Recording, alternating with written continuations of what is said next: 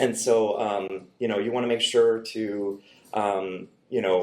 because of the complexity about whether or not a model is truly open source, you want to make sure that, you're kind of taking a look at it in terms of licensing, because some of the models that claim to be open source aren't, they'll have some of these things like the training data and other things will be opaque.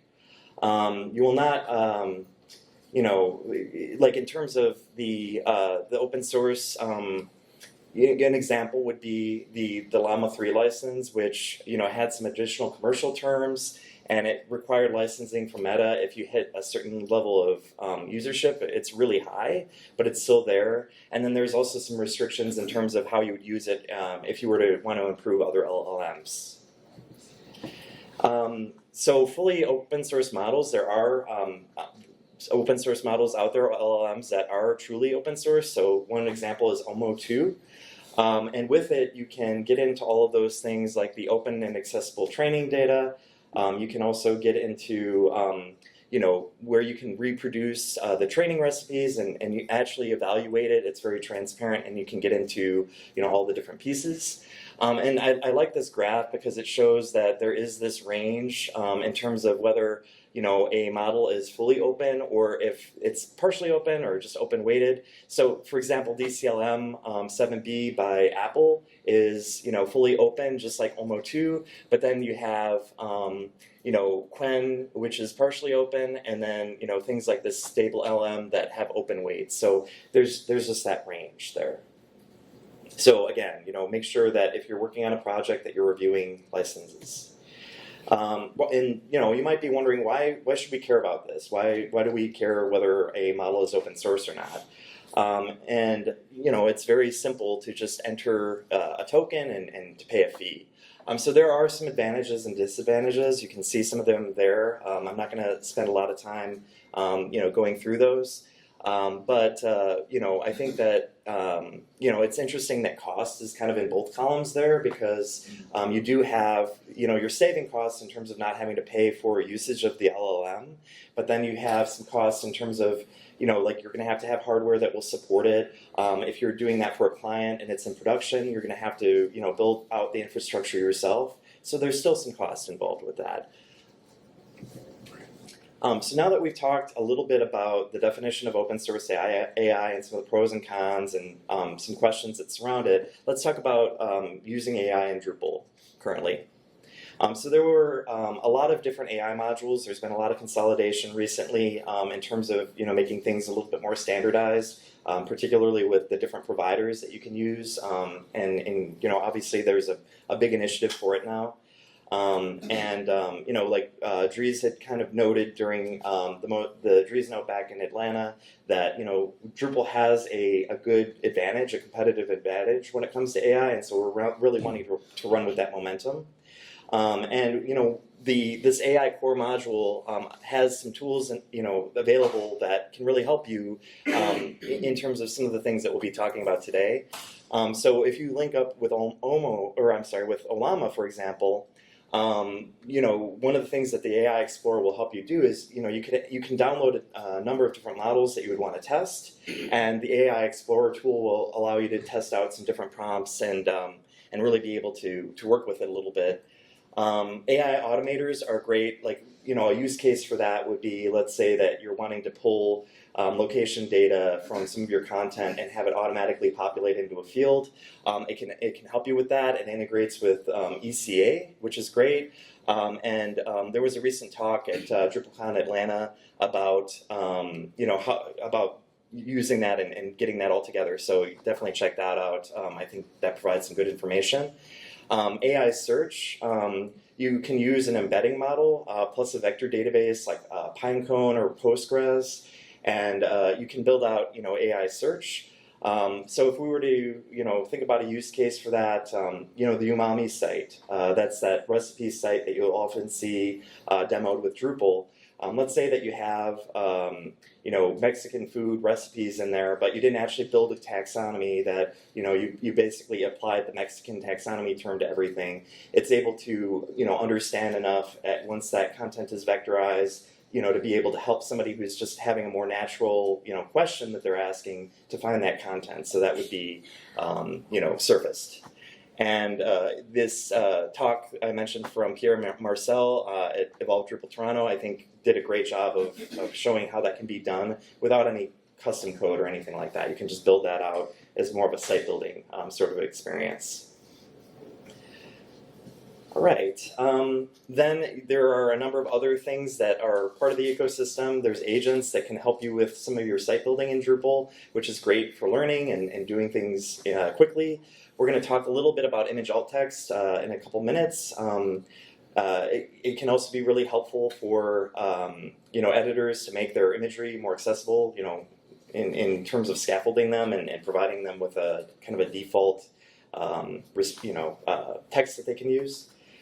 Translations, we actually did some webinars on this. We worked with a client, the Royal Ontario Museum, to implement this, and basically what they did is they worked on having automated translations that would be worked into their workflow for different languages, and they still had humans involved in the process. So they had staff that would go through and verify that the AI had done a good job, but instead of having to start from scratch and do all the translation themselves, it gave them that kind of initial content to work with so that they could work through everything.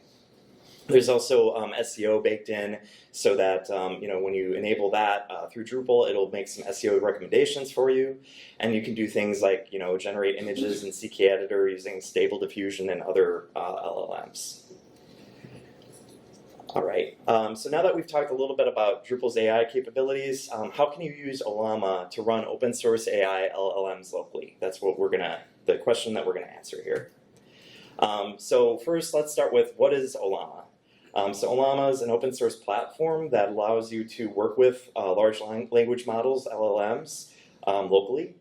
And it was developed at a startup of the same name called Ollama that was founded in 2023. It focuses on ease of use and privacy, and it provides its own model library that you can use with the tool. And one thing I wanted to note here is it can be a little bit confusing.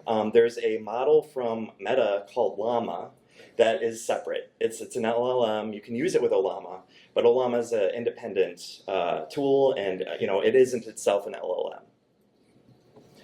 So from an installation perspective, I like to use Homebrew, and so it's very simple if you're using that from the command line.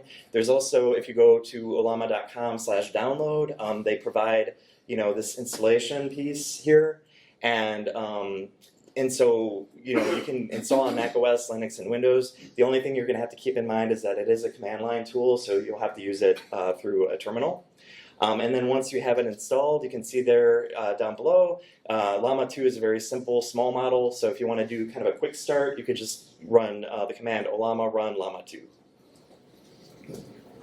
Here are some useful commands in using Ollama. And so, from a basic level, if you just run Ollama, you'll get your full list of what's available. You can use Ollama pull to pull down, specific models. You can see here that, you can be specific about exactly which model, like this 1.5D base, which model that you want to use, or you can just, it'll pull like the latest version if you leave that off. So like for that vision model, it's not as specific. Ollama run will allow you to run them locally. If you run Ollama list, you'll see all the models that you have downloaded. If you run PS, you'll see any that are running. And then for RM, Ollama RM, that will get rid of, like, let's say you're running out of disk space and, or you really don't like a particular model that you were trying out, you can easily and quickly get rid of it. Can you pull from Hugging Face? Yeah, I'll get into that. That's a great question. Thank you. Yeah. All right, so there it is. So finding models for Ollama. So you can use ollama.com/search, and you can see here there's a quick screenshot, and we're going to get into this a little bit more. I have a quick little demo of finding models, versus Hugging Face, which is a lot more. There's all sorts of different filters that we're going to talk about, and you can go a lot deeper in terms of finding the models. Again, I think that just even in terms of the interface, you're seeing that Ollama is really stressing that, user-friendly, clean, sort of like get you going quickly sort of approach. And so Hugging Face is actually a collaboration platform for the AI community to focus on models, data sets, and applications. It's kind of like a GitHub for LLMs. It enables you to find a variety of different models that can be specialized around specific needs. So we're going to talk a little bit more about that in terms of like the different tasks, for example, that you can filter by. And actually we can get into that right now. So you know, like from a task perspective, if you filter by that, you know, I have a couple of examples there, but there's also like, let's say that you want to take audio text and convert it to text, or you want to take image text and convert it to text. There's these specialized models that have been built and trained around doing that purpose. And so if you have a project where maybe a generalized model just doesn't make sense, you know, you have some specialized requirements that, you know, need a specialized model, you would be able to do that. There's also ways to filter by library. So the reason I have GGUF bolded there is because GGUF stands for GTP Generated Unified Format. And that is basically the format that Ollama would need to use in order for you to be able to use it. So it's a quick way to find that. And actually, I think newer versions of Hugging Face even have a filter now for Ollama too. But you know, if you want to just go through GGUF, if that's part of your requirements, or you want to make sure that it works with Ollama, that's another way to do it. You can also filter by different data sets. Like let's say that you want to make sure that you're using, you know, a data set like help steer from NVIDIA, you can do that. You can also filter by languages if you need an English model versus a French model, for example. Licenses, so if you want to use Apache 2.0 and that'll meet your needs, you can do that, and there's even more. So there's a lot there. So in terms of finding the models, you can see that, you know, you can search through, and we're going to search for Olmo 2 and bring it up right away. And right there, you know, you can quickly just grab the command that you would need. It'll copy it to your, you know, it'll copy it for you. You can just paste it into the terminal, and then you can pick from different models, and it'll update that command for you if you want to use, you know, if you're worried about the number of parameters and things like that. And this is Hugging Face. So, you know, I went to the models section, and these are all the filters that I was talking about, where you can filter out by different libraries, and I filtered by GGUF. And then, you know, I picked this Qwen 3 model, and if I go up here, I'm able to actually go down to Ollama and actually get the command, and I can pick from all of the different variations of that particular model, and again, copy it and, you know, use it locally. So that's just a quick run through of how all that works. Okay, how about kind of combining Ollama with Drupal? Like, okay, so, you know, we want to use the two together. What do we do? So what I did here is I started with Drupal CMS, and you can see what I had to do to basically get this you know, all set up, the commands on the left there. In terms of, you know, I installed through Composer a couple modules, the AI module and the Ollama provider. And then, you know, the steps down below, I'm actually going to show you a quick demo of those, but it shows you where you would need to go. And this is the configuration page. It's very simple for the AI image alt text module that we're going to be taking a look at, you know, getting that running in this next demo here. So you can see here, this is just stock, you know, Drupal CMS. And what I did is, since I had already included, you know, required through Composer, the Ollama provider module and the AI module and image alt text, I was able to pull those in and install them. And, you know, it's going through really quickly in doing that. I did this, you know, in real time. And then what I did is I went into the configuration settings, and I needed to set up I keep wanting to say that, Ollama first. And so I was using DDEV locally, and so that's the configuration value for that, and I just used the default port. And then once I had that in place, I saved the configuration, and I had that linked up. And then I go to the configuration for the AI image alt text module. And you know, you can tweak things there, but the main thing that I did is I picked a Vision module, or a Vision LLM that I had downloaded and had through Ollama, and then I selected to auto-generate when I would upload. And then we're going to see an example of that just with a simple image that I upload of a parrot. So I add an image, I upload the file, And then because I had selected that, it automatically gives me some alt text, for accessibility. And then, if I'm not happy about it, I can generate some new text. And, so I went through, did that a couple times. And then, it's actually not on the fence, it's on this wire. So I just get rid of fence and I'm happy with it. And, I can continue on and be happy. Can you edit the alt text yourself? You can, yes. Yeah. Oh, the question was if you can edit the alt text yourself, you can. There's like 5 times in the instructions where it says don't use the word pair or a photograph or image, whatever, and it still shows up at times. You got to kind of look through and say it's a photograph. Oh, wait, yeah, okay, take that out. Yep. So local versus production, one thing to keep in mind about Ollama is you can run into some scalability issues. And so you're likely to want to use something else if you're actually wanting to use open source AI models in production. And so I kind of, point in a few different directions there. There's options through Azure, AWS, Google Cloud. You can also take a look at Beam Cloud. Amazy has some great, a great setup if you want to take a look at that, where you can do both open source and also host, other models for Drupal. And then if you wanted to do something more, on your own infrastructure that you're putting together, or if it's on-prem or something along those lines, you could check out VLLM to do that. Okay, so we've thought about open source LLMs. We've seen a little bit about Drupal's AI capabilities, and we explored Ollama and using that with the image alt text. So now we're going to talk a little bit about Continue, which is a tool that you can use in your IDE or your integrated development environment as a developer. It's open source, and it allows devs to create, share, and use custom AI code assistants. And so, it's a great integration because it will work with very typical IDEs for Drupal development, both VSCode and PHP Storm. And the main capabilities are listed there, where you can, have kind of what most of us are often thinking of with, working with AI, where you kind of have the chat where it's integrated in with the IDE. It'll also do some auto completion for you and inline code suggestions. It will help you by modifying your code within the current file, and it also has an agent I think that is really helpful, particularly for if you're like newer to Drupal and you're learning, because it'll kind of walk you through its thought process and like what it's doing. And we're going to see some examples and some demos of this as well. Installation is really simple. You can see on the left there it is for VS Code, and on the right JetBrains for PHP Storm.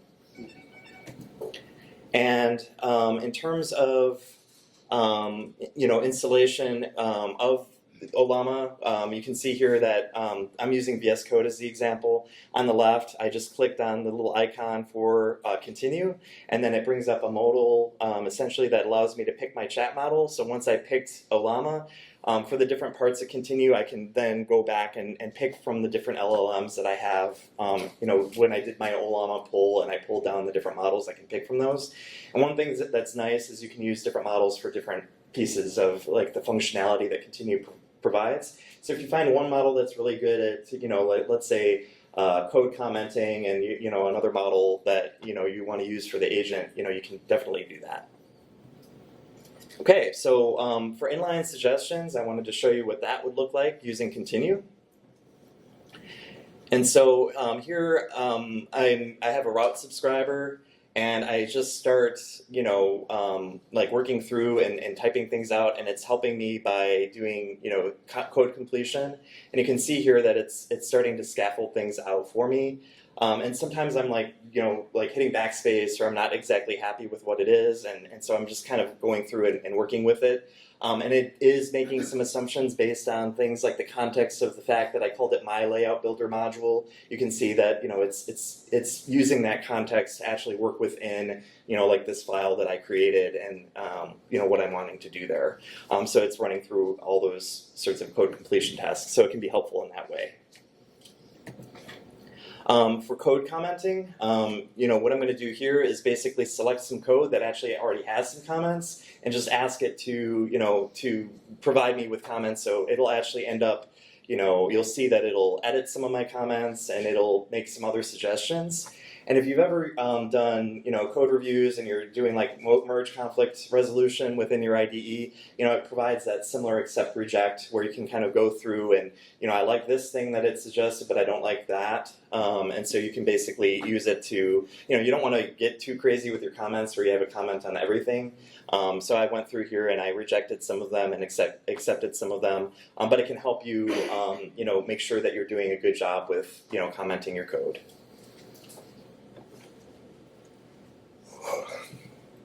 All right, agentic reasoning is the next part that I wanted to show you.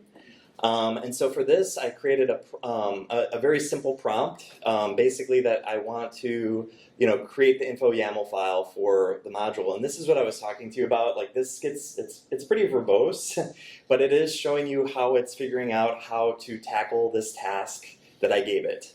And so what I found interesting about this is that it's kind of thinking through, and because I had said it's a Drupal 11 module, it's thinking about the versions, and so you can kind of use that to like learn a little bit about like some different approaches. You could, if you're a junior, you can start digging into some of these different things. So I do think that this would probably be most useful if you're either new to Drupal or you are starting to use something with like services or something that you hadn't really like ever explored before, and you're kind of like looking for something to kind of work with a little bit, and you're going to want to double check some things and that sort of thing too. But it ran through all of that, and then it gave me the actual YAML, and you can just paste that in and then tweak it further as you would want. Yep. What about, so how long is this thing's context window, and can you use it for more than just, say, a single file? Can you have it actually write a module for you? Yeah, that's a great question. So the question was, how long is the context, and can you have it write a module for you? So this tool, and I'm going to talk a little bit about another tool that would allow you to create an entire module briefly. But yeah, this is more like code assistance in a way, where you're kind of working and you're working within a file, so it doesn't have the support across multiple files, at least right now. That might be something that they'll have on the roadmap. So that's kind of where things are now. Yeah. Oh, yeah. So I mean, if so I guess that it kind of goes back to you're still going to want to have some human involvement in it. So like depending on what it is that you're doing, it may be that you're looking more for code assistance, or it may be that you're just trying to build something completely from scratch and you just want to have it build it for you, and then you start digging into it. So it's just kind of differences in approaches. So different tools for different tasks. So code generation. So for this, I created a prompt, and I was trying to keep things like apples to apples by using routes, the route subscriber. And so in this case, I asked it to generate this route subscriber with a couple of things like I wanted to call back for add block and update block for the collections routes. And so I asked it to do that, and I think it did a pretty good job here. And so this is where it did generate out the file, but to your point from before, it's working within the single file here, and I can accept and reject and do what I need to do there. So this gets into that question about like basically like being able to build a module across multiple files. You can see here that that's one of the things that client supports. And so that's also an open source coding assistant. Oh, we have a question in the back? Yeah, sorry, on the previous one. Yeah. Are you able to select which model you use for the code generation? I think on the two previous slides you had when selected. Oh, yes. You can pick any model, yes. Anything that you have downloaded through Ollama. Yep. Yeah, and that's one of the nice features, I think, is you can pick different things for, and you have a lot of leeway there. And so you could actually, end up, like, even with the same prompt, if you want to test across models and things like that, you can. So for Continue, you can explore it as an alternative, like, again, depending on your use case, but you can actually also combine the two together. They're not mutually exclusive.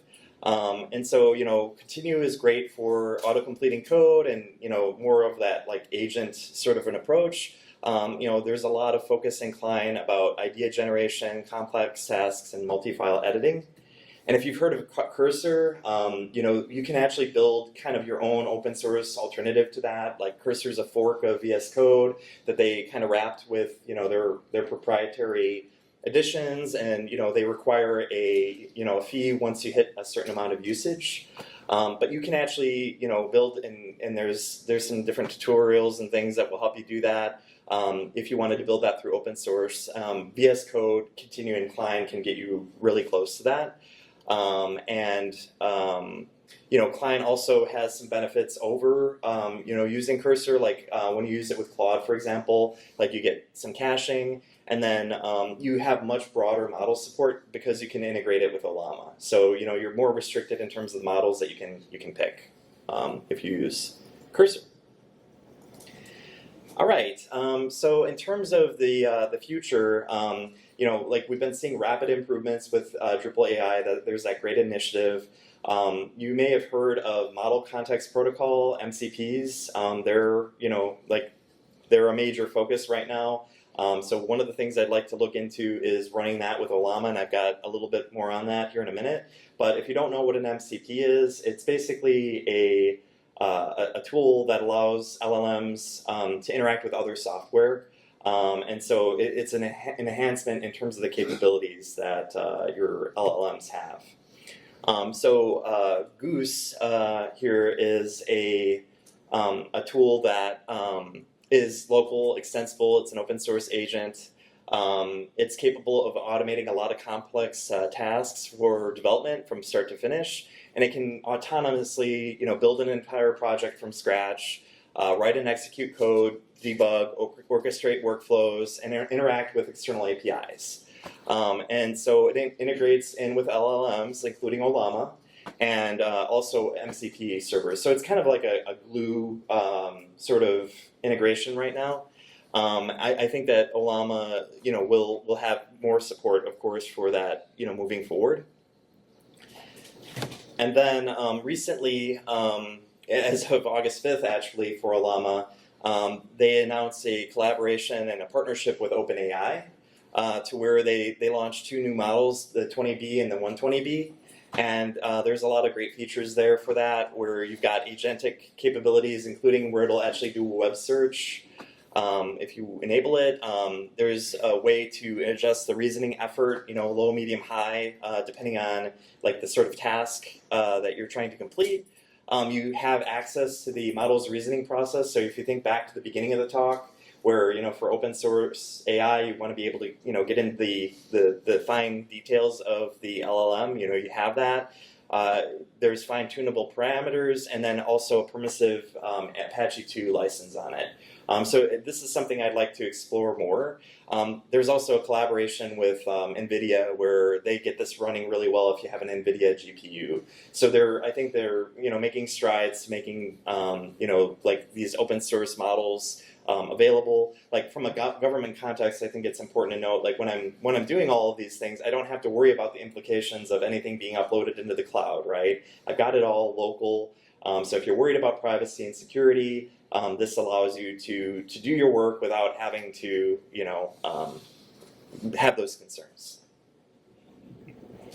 So yeah, it's been great. There's been questions already. So yeah, let's start with you. I saw your hand first. How performant are these when you're running them locally, like the local Mm-hmm. LLMs? Mm-hmm. And are they performant enough that you can implement a agentic workflow as opposed to just code completions, or maybe even a multi-agent workflow? Yeah. So the question was, how performant are these LLMs when you're running them locally, and how capable, given that, would they be at agentic and basically like multi file and more complicated workflows.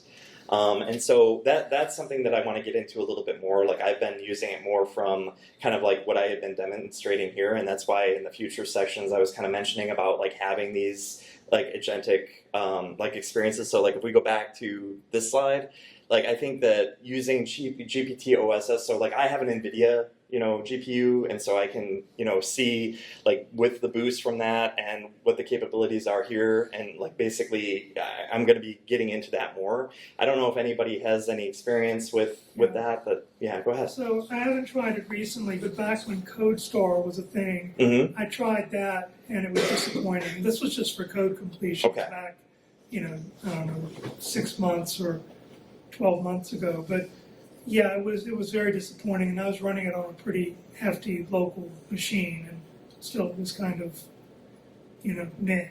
Yeah. Okay. Yeah. So I think that going back to the earlier part of your question, a lot will depend on like the number of parameters. So like what version of the model you pull down. Like obviously there's the specifics of how much RAM is available, whether or not you have a GPU. Like if you're running on Mac OS, it's a lot more about how much memory you have versus like I think on Linux and Windows it would be more like if you have a GPU for it. So like there's a lot of different factors that go into that and being successful with it. So I think it does require a little bit. I mean, like if you're running it in the cloud, that it's going to run. So that's one of the advantages versus you're going to have to like do a little bit of work, with this to find the right solution. And it's going to change. Like this is so new, right? Just a few days ago, and I wanted to make sure to include it here.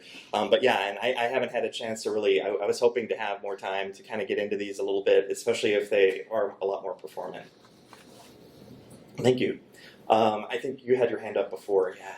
One of my questions I had was, which one of the models that you had most success with regarding like Drupal development? Some of the issues that I've had is either the cutoff knowledge is if you use behind, or it'll hallucinate details regarding some APIs in Drupal. Yeah. So the question is like how up to date are the models in terms of like recent developments in Drupal in terms of best practices and code, standards and that sort of thing. So I think that it depends on the model. Like I do try to continue to use like newer models, like more newly trained models. And so you can run into that. I think one thing that's exciting about this in particular is like that web search feature to where it can pull the latest and greatest information. So again, I'm pretty excited about this one. But yeah, I mean, I haven't run into too much of that, but it is a factor, and I think that with hallucination, I think that can also be a factor with like PHP, where like it's a lot of these models are trained on like 15 years worth of data, like Stack Overflow and everything else, where it just pulled all that in, and so it's got a lot of baggage, right? Versus some of the newer languages and like React or something like that. So it's definitely a concern, and like I think that that's part of what is important to think about, like in terms of like jobs and like the human element, is that if you just rely on the AI to just do everything, you're not going to have the quality. So it's more like have it do some of the simple tasks and just kind of verify things. It's kind of like when I was talking about the translations, right? It's like have it do some of that basic work, get things built out for you, and then you get into some of the finer details of it. There was a hand over here too, sorry. Yeah. I have two questions. Mm-hmm. One of them is how do you share work as colleagues Mm-hmm. and multi-day work? So that's like if you gave it some instructions 2 days ago, you have to give it new instructions again today on the same part of the project. And then lastly, how do they cover the cost on open source for the processing? Okay, so the questions were like basically kind of from a collaboration perspective, like how do you share different kinds of prompts across the team, and then also do you have to like rerun things over and over again?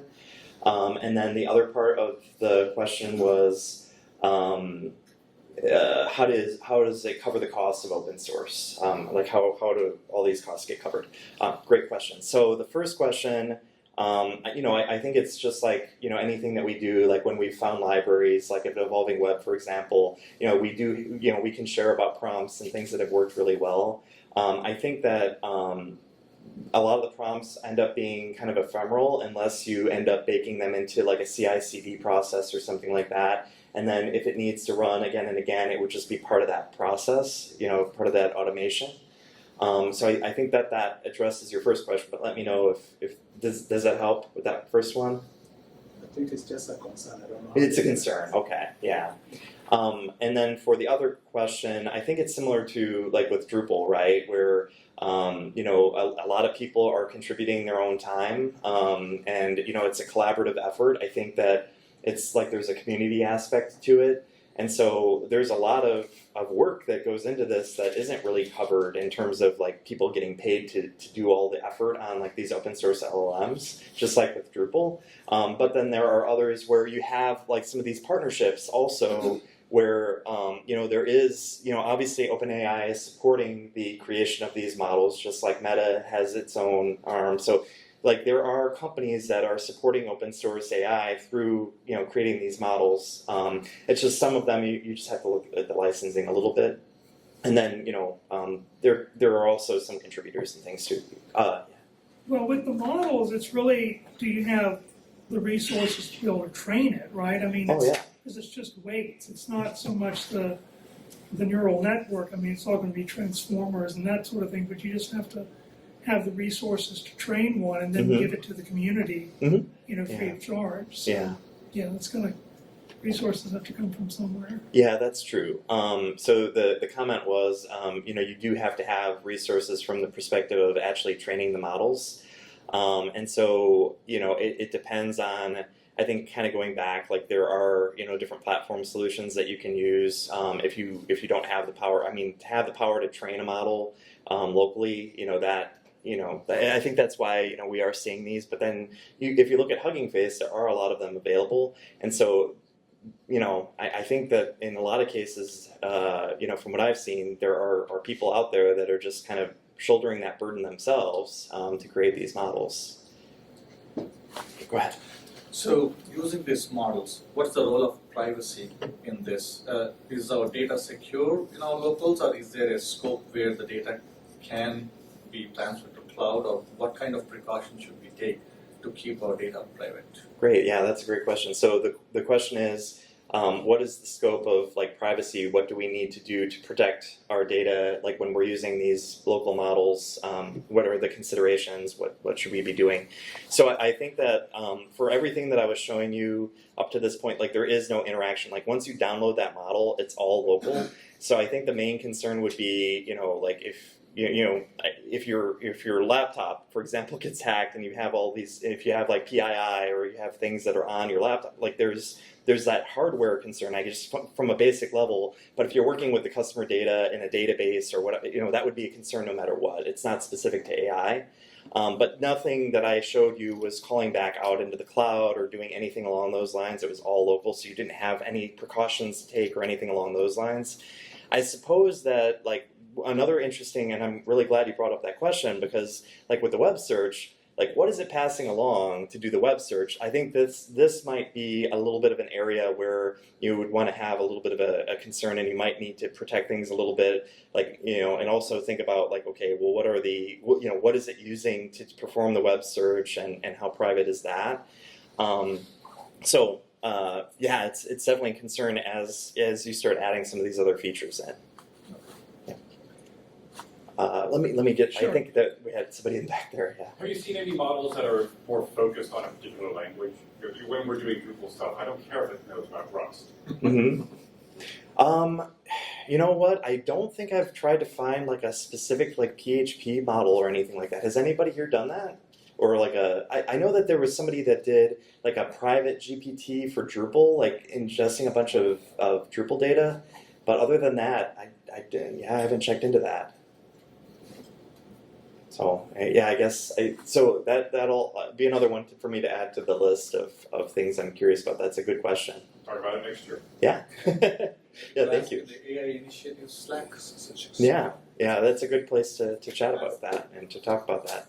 And you had another question. It was just to follow on to the question I just asked before.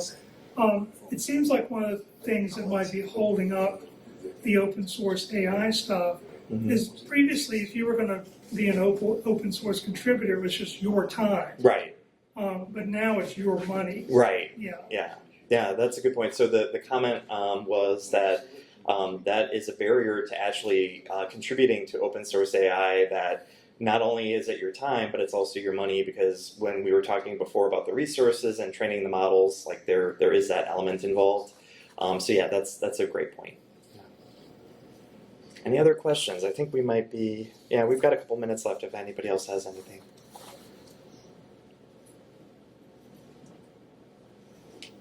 Okay, well, yeah, thanks to everybody. Yeah.